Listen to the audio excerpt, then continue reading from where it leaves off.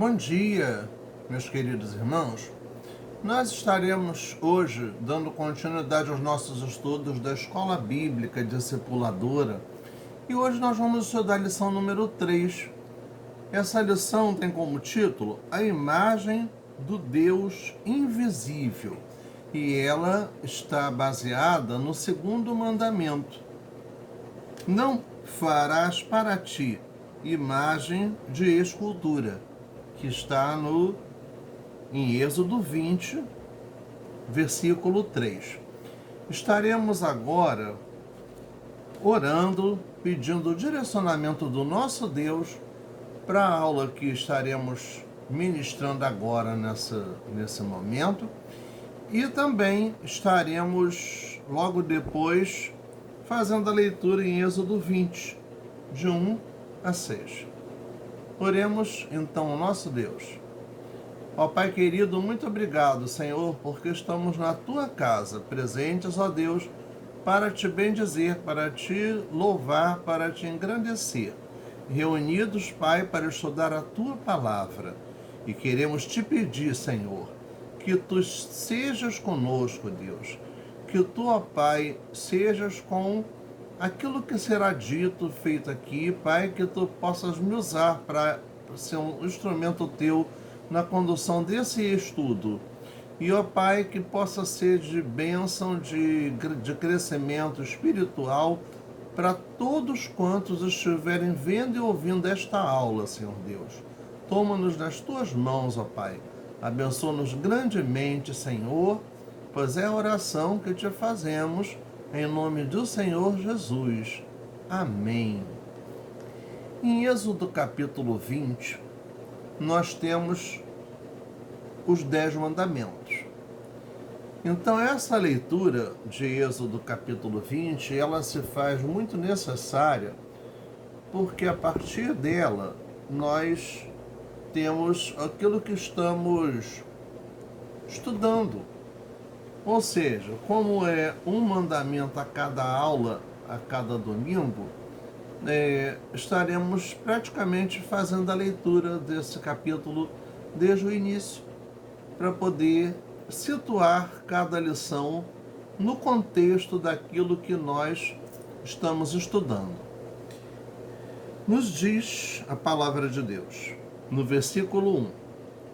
Então falou Deus estas palavras, dizendo: Eu sou o Senhor teu Deus, que te tirou da terra que te tirei da terra do Egito, da casa da servidão. Não terás outros deuses diante de mim. Não farás para ti imagem de escultura, nem alguma semelhança do que há em cima nos céus, nem embaixo na terra, nem nas águas debaixo da terra. Não te encurvarás a elas, nem as servirás, porque eu, o Senhor, teu Deus, sou Deus zeloso, que visita a maldade dos pais nos filhos até a 3ª e 4ª geração daqueles que me aborrecem, e faço misericórdia em milhares aos que me amam e guardam os meus mandamentos. Versículo 6, né? Que é o último que foi lido agora. Bem, na nossa revista há uma história que o autor começa a contar sobre o seu filho, né? Que estava tentando entender a dimensão das coisas. E essa introdução da aula, ela nos faz levar a pensar o seguinte. Diz ele: quando meu filho era criança, ao me ver arrumar as malas, correu até seu quarto e me trouxe seu aviãozinho de brinquedo e me perguntou: Papai, você vai viajar em um desse? Sim, respondi, com certa ironia. Então, o pai ia pegar um avião, e na mentalidade do menino, era um aviãozinho tipo aquele que ele tinha de brinquedo. No caminho ele viu vários aviões no céu e os comparou ao seu aviãozinho. Não passava na cabeça dele como seu pai caberia em uma aeronave, ou seja, numa aeronave pequenininha, a ideia que ele tinha. Quando chegamos ao aeroporto, logo depois de fazer do meu check-in, levei-o até uma grande janela de vidro de frente à pista de pouso e decolagem. Seus olhos arregalaram. Sua mente, ainda ingênua, tentava comparar a gigantesca aeronave à sua frente com seu aviãozinho. Da janela ele observava o plano inverso. O avião era imenso e as pessoas eram pequeninas. Foi então que ele me fez uma pergunta que nunca esqueci. Pai, você vai encolher para entrar dentro do avião? Não cabe na mente das crianças a dimensão das grandezas. Por isso elas tendem a reduzir o tamanho de tudo. É bom lembrar que as crianças têm uma visão muito concreta das coisas, ou seja, eles estão ali tentando construir o seu conhecimento a partir daquilo que eles estão vendo, da sua realidade. As coisas mais abstratas não são tão simples para serem entendidas pela mentalidade das crianças. Daí todo esse questionamento desse menino na história contada aqui pelo autor da lição. Aí nos diz o seguinte: o segundo mandamento, ele é um alerta às mentes dos adultos que insistem em raciocinar como as crianças. Este mandamento impede o homem de esculpir ídolos ou fazer imagens para representar a Deus. A proibição é óbvia, é clara, é muito bem definida. Qualquer tentativa de esculpir Deus em madeira, gesso, latão, ainda que bem adornados, com o mais raro metal deste mundo, no caso, o ouro, o artesão apenas estaria reduzindo o tamanho de Deus e comparando-o, ou seja, comparando Deus à dimensão humana. Prosseguindo a história do pai e do filho, ele diz que ao aproximar da aeronave descobriu a sua grandeza, ou seja, o menino, o filho dele, descobriu a sua grandeza e seguramente pôde perceber que a imagem de seu aviãozinho em nada representava o que os seus olhos estavam testemunhando. O segundo mandamento nos diz aqui que é uma advertência do Criador. Se você idolatra imagens, mesmo que a intenção seja de que esta se assemelhe a Deus, você incorrerá em um grande pecado, pois a imagem é morta e o Deus ao qual servimos é vivo. Quanto mais distante de Deus, mais nós reduzimos o seu esplendor. Quanto mais perto de Deus, mais o observamos e tememos a sua grandeza. Tememos, ou seja, respeitamos, consideramos a sua grandeza. Nós não estamos tendo medo. Temor não é medo. Temor é respeito, é obediência.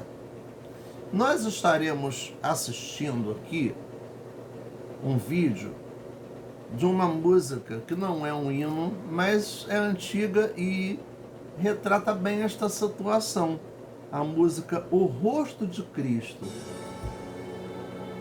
Eu vou estar colocando agora ali.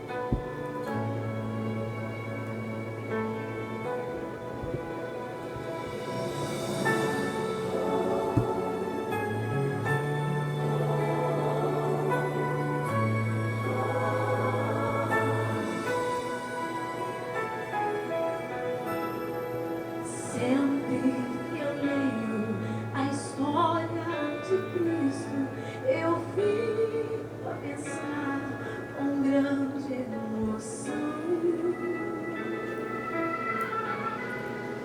no privilégio que muitos tiveram de ver o seu rosto, sentir suas mãos.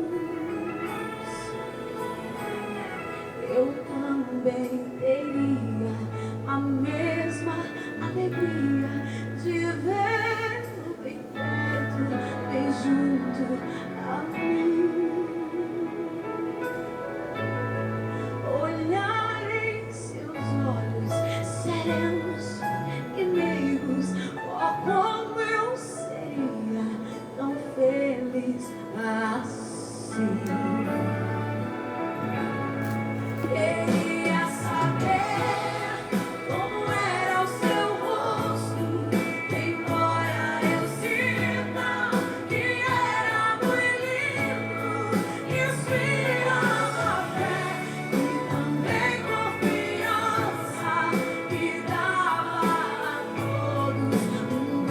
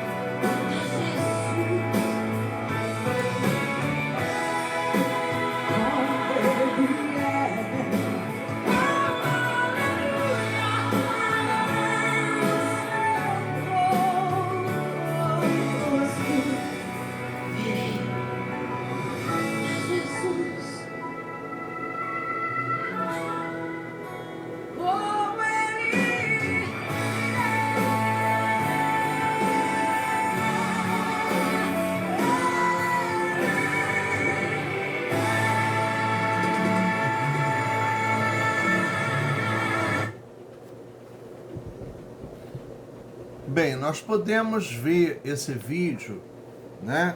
Essa música tão antiga, o Rosto de Cristo, gravada há décadas atrás pela Joseli Scarabelli. Os mais antigos lembrar-se-ão dessa cantora, né? E aí ela está num arranjo diferente, com vocal, com instrumental também diferente, mas a mensagem é a mesma. Então, por que eu escolhi essa música? Porque justamente ela tem a ver com isso. Ela fala de fazer as imagens de Deus, que é uma coisa que Deus proibiu de que fosse feito e que os homens insistem em fazer. No item 1 da nossa lição, diz assim: por que o homem tende a fazer as esculturas e contraria o segundo mandamento? Então, meus irmãos, muito antes do conhecimento de Deus, né, da revelação de Deus para a humanidade, do jeito que a gente conhece, após a queda de Adão e Eva, a idolatria à imagem já existia. A idolatria é muito antiga, é mais antiga do que a adoração ao próprio Deus. O homem sempre procurou encontrar prazer nesse tipo de veneração. O apóstolo Paulo já advertia sobre esse pecado em Romanos 1, 21 a 23, onde os homens insanos estariam trocando a glória de Deus imortal por imagens mortas, né? Praticando a idolatria, e além de praticar a idolatria, também estavam praticando coisas que Deus não aprova, né? Então vejamos, o profeta Isaías esclarece que o segundo mandamento adverte que Deus é irrepresentável, pois nenhum símbolo ou imagem o representa. Em Isaías 42, versículo 8. Quem se relaciona com imagens e esculturas tem relacionamentos superficiais, pequenos, praticamente sem verdade. Deus quer de nós um relacionamento profundo. Lá no deserto, o povo de Israel fez para si um bezerro de ouro. Faltou fé? Sim. Faltou perseverança? Sim. Eles não creram que a promessa que Deus fez a Moisés se cumpriria. Então ali eles esqueceram que Deus lhe fizera, o que Deus lhes fizera, libertando-os das garras do Egito, da escravidão no Egito, que levou muito tempo, foram muitos anos de escravidão no Egito. Eles esqueceram-se do que Deus fez, da abertura do Mar Vermelho, da provisão de Deus, em ter todo cuidado com eles o tempo inteiro.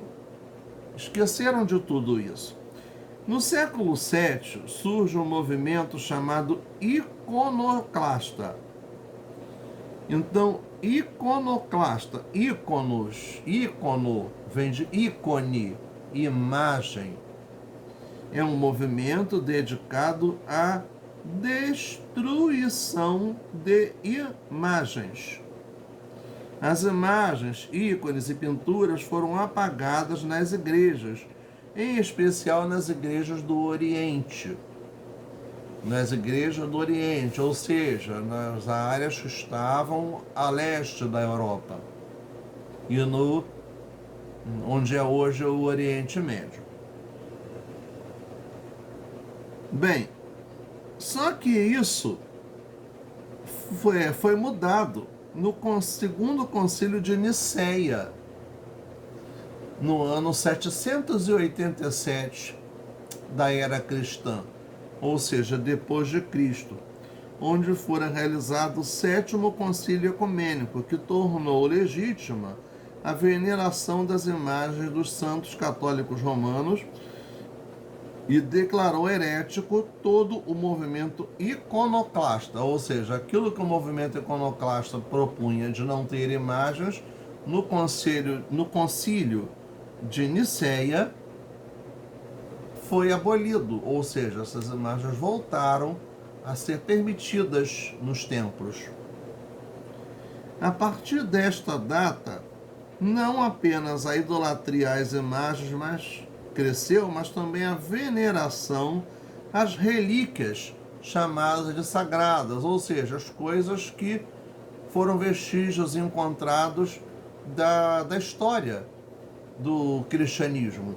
Como, por exemplo, a gente vê aqui que a igreja de Constantinopla, atual Istambul, hoje Istambul, capital da Turquia,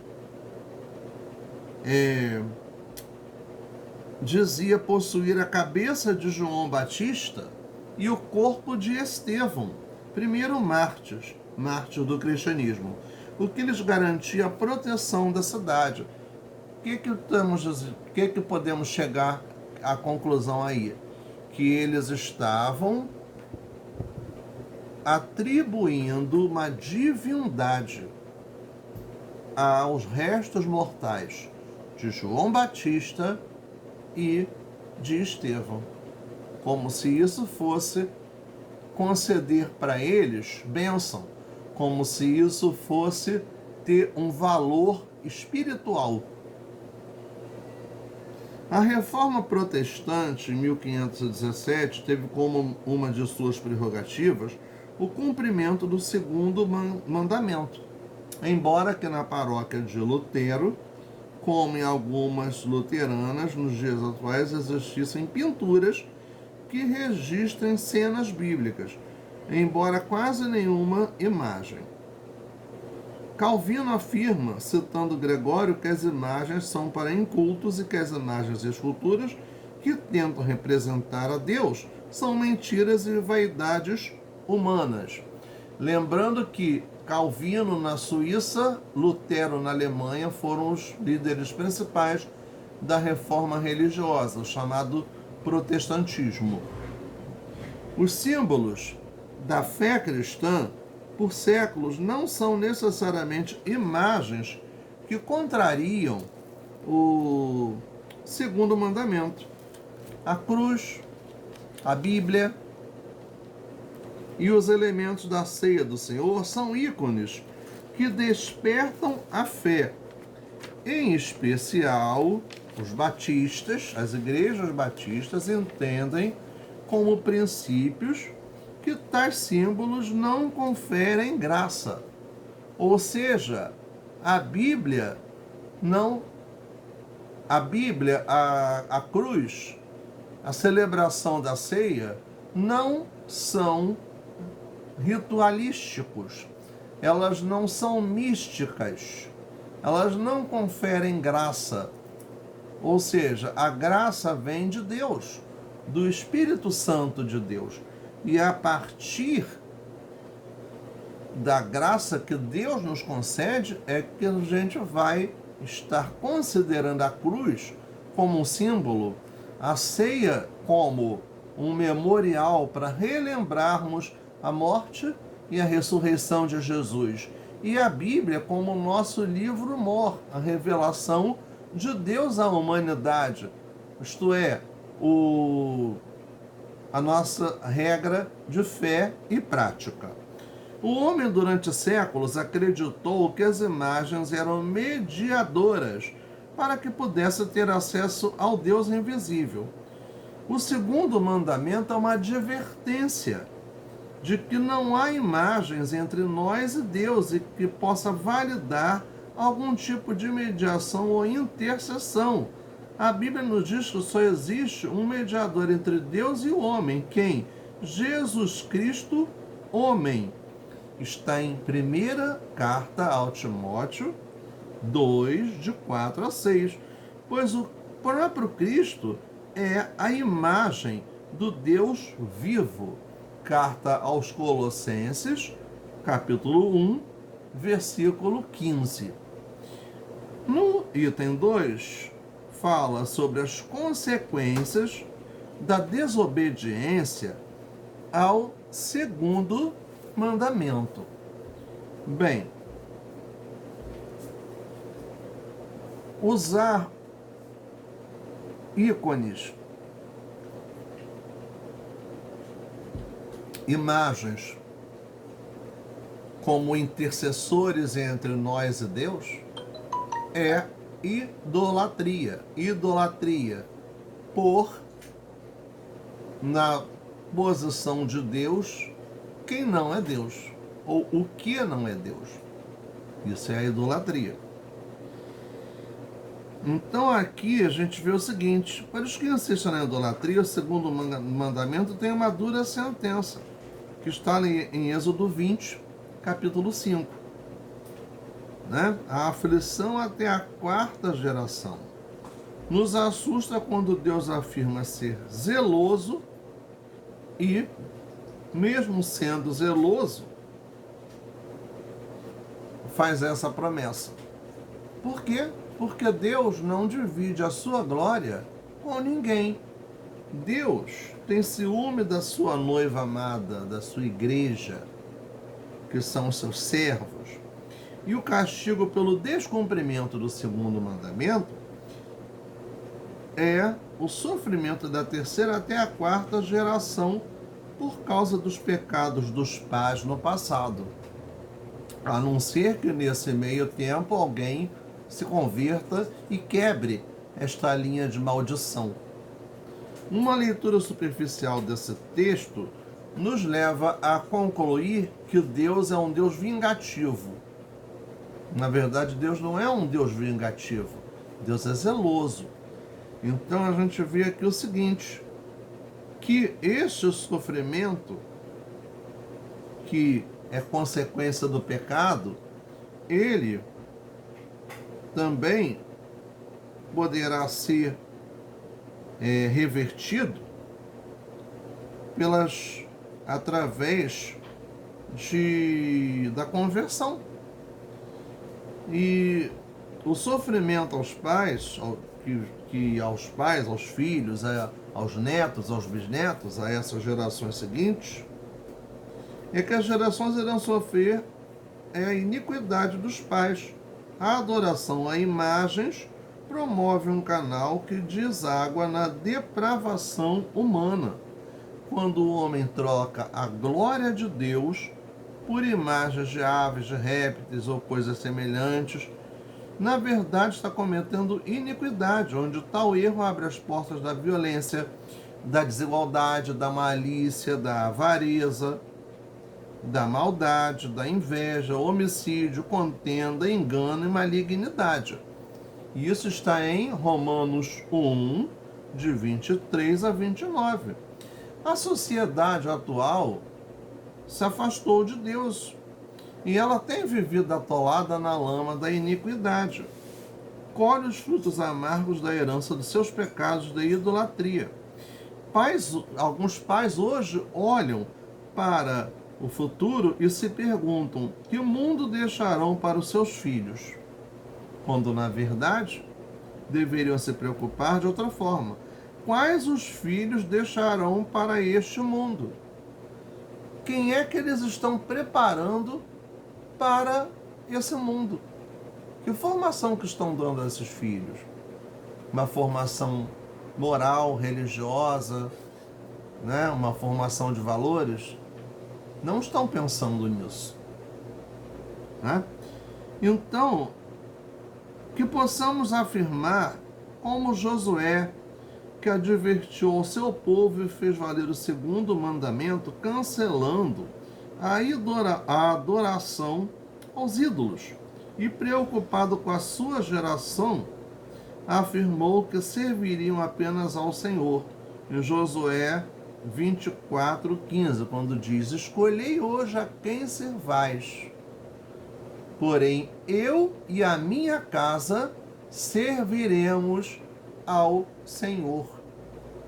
E que este versículo seja uma regra para ser cumprida por cada um de nós. Escolhei a quem servais. eu e a minha casa serviremos ao Senhor. E por que Josué falou isso lá ao povo de Israel, lá no Antigo Testamento? Porque ele sabia que eles tinham uma grande tendência para a idolatria, para se curvar diante de imagens de Deus visíveis, de Deus palpáveis. E Deus não é visível, Deus é invisível, Deus é espírito. E importa que os seus adoradores o adorem em espírito e em verdade. Bem, no item 3, nos diz benefícios aos que adoram apenas a Deus. O segundo mandamento pode ser resumido como uma ordem contra toda e qualquer profanação e tentativa de representar a imagem de Deus, seja por escultura ou pintura, e por estas criar um acesso ao Criador. O acesso ao Criador, ao nosso Deus Pai, se dá por intermédio de Jesus. Antes da morte e da ressurreição de Jesus, esse acesso era feito através dos sacerdotes. Havia os sacrifícios que eram feitos para expiação, para se pagar os pecados do povo. Com a morte e a ressurreição de Jesus, o que aconteceu? O véu se rasgou, se abriu. E nós tivemos um acesso direto a Deus por meio de Jesus. Jesus é o único mediador entre Deus e a humanidade. Né? Nós lemos isso agora há pouco, né? Que está lá em 1 Timóteo 2, de 4 a 6. E também há outras passagens do Novo Testamento que falam sobre isso. O único mediador nosso é Jesus. Bem, o nosso relacionamento com Deus sempre parte do princípio de causa e efeito. Causa e efeito. A gente sempre espera um resultado, né? Por isso que o salário do pecado é a morte. O salário do pecado é a causa. A morte é o efeito. Quando está lá em Romanos 3, 23. Porque o salário do pecado é a morte. Mas na outra parte do versículo nos diz: mas o dom gratuito de Deus é a vida eterna. Então, se o salário do pecado é a morte, sim. Mas nós não precisamos morrer material e espiritualmente.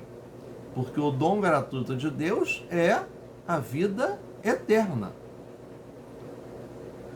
Entretanto, servimos ao Deus que é perfeito em amor. Sabemos que Ele é justo, mas também é amor. Jesus nos apresentou o desdobramento desse amor, misericórdia e graça. A misericórdia de Deus retira de nós os efeitos da causa, ou seja, da morte, do pecado. Efésios 2, de 3 a 5. Porque pela graça sois salvos por meio da fé. E isto não vem de vós, é dom de Deus. Não vem das obras para que ninguém se glorie. Porque a nossa salvação vem por Jesus. Não é pelos nossos méritos, é por Jesus. A partir do nosso arrependimento, a partir da nossa conversão. Ao cumprir o segundo mandamento, a graça nos presenteia com favores de Deus, ainda que não sejamos merecedores. A misericórdia retira o castigo que merecemos. Graça é um favor imerecido. É aquilo que a gente não merece, mas Deus nos concede graça pela imensa misericórdia que Ele tem para com todos nós. A cumprir o segundo mandamento, Deus nos concede misericórdia até 1000 gerações, porque vai vingar o pecado até a 4ª geração, vai conceder misericórdia até 1000 gerações. Então, é objetivo de Deus castigar? Não, não é. É uma consequência do pecado, o castigo de Deus. Mas Deus é misericordioso.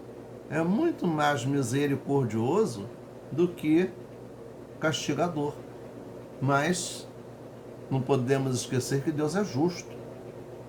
Então, nós temos que seguir os caminhos dele também em justiça. Deus tem mais prazer em nos conceder misericórdia, pois a estende até 1000 das nossas gerações, do que impor a sua justiça, pois esta última sentença alcança até a 4ª geração dos desobedientes. A ampliação deste entendimento em que Deus tem prazer em nos conceder misericórdia e não justiça pelos delitos dos nossos antepassados, fica clara em Ezequiel 18, de 14 a 20.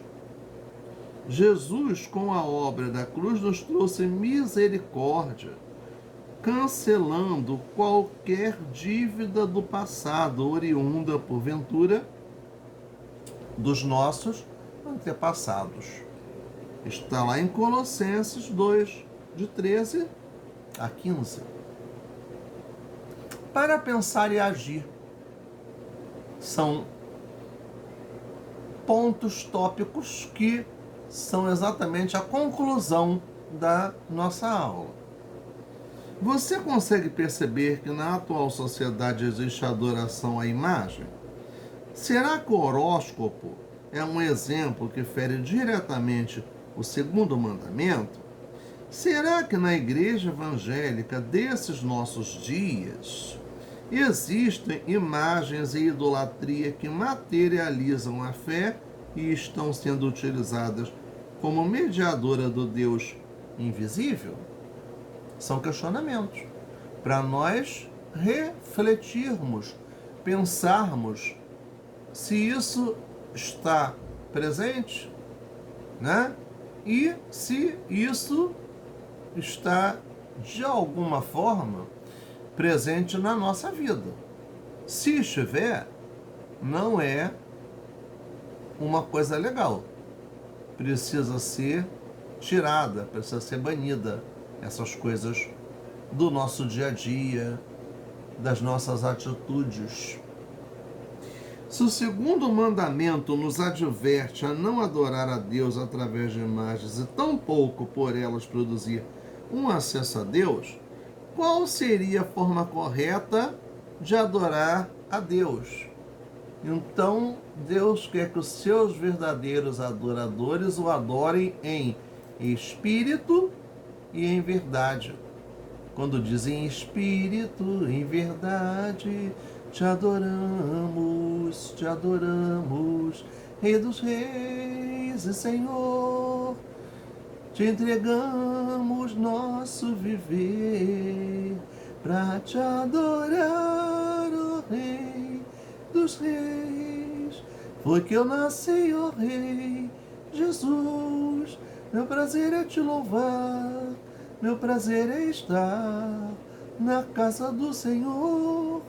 Meu prazer é viver na casa de Deus, ministrando louvor em espírito e em verdade. Os verdadeiros adoradores devem adorá-lo em espírito e em verdade. A Bíblia nos diz que somos imagem e semelhança de Deus, mas nem por isso podemos cometer uma auto-idolatria, achando que nós somos os reis da cocada preta, a última cereja do bolo, a última azeitona da empada. Nós somos servos. E essa posição de servos jamais pode ser esquecida por nós. Porque diante de Deus nós temos que nos humilhar, sabendo que Deus é o nosso Senhor, está acima de nós e nós estamos abaixo de Deus. Nós somos servos. Mesmo sendo feitos, tendo sido criados à imagem e semelhança de Deus, nós não podemos nos gloriar, achar que somos muito ou querer ser igual a Deus. Então Deus nos dotou de capacidade criativa, de liderança, de raciocínio, de análise, de planejamento, de visualizar o futuro. Criamos literatura, arte, música, poesia. Nós somos muito limitados, mas de certa forma nós somos muito limitados quando nos assemelhamos a Deus. Em outras áreas, nós como humanos estamos longe de ser como Ele. Nosso caráter tende à fraqueza. Nós não somos infalíveis. Nós não amamos como Deus ama. Não amamos como Deus ama. Entendemos muito pouco do plano espiritual. Contudo, nenhum outro ser neste mundo se assemelha a Deus como nós, os seres humanos, porque fomos criados à imagem e semelhança de Deus. Então, qual seria o nosso exemplo perfeito da imagem de Deus? Jesus. Jesus é a resposta desse exemplo perfeito da imagem de Deus. Quando ele disse: quem vê a mim, vê o Pai. Em João 14, 9. E diz que devemos buscar essa mesma semelhança. Romanos 8, 29. Se Cristo é a imagem do Deus vivo, nós, iguais a Cristo, refletiremos a imagem do Deus vivo. Então, como isso se dará? A resposta está em 1 Coríntios 15, de 50 a 53, e em 1 João 3, versículo 2. Primeira Epístola de João, capítulo 3, versículo 2. Vamos ler 1 João 3, 2. O que ele nos diz aqui, né? É um versículo só. Amados, agora somos filhos de Deus, e ainda não é manifesto o que havemos de ser. Mas sabemos que quando ele se manifestar, seremos semelhantes a ele, porque assim como é, o veremos. Não é porque nós não vemos a Deus. Quando diz lá nos versos do hino, do cântico que a gente viu e ouviu, um dia também o verei face a face, e assim eu creio pela minha fé. Oh, aleluia! Verei o seu rosto, verei a Jesus como ele é.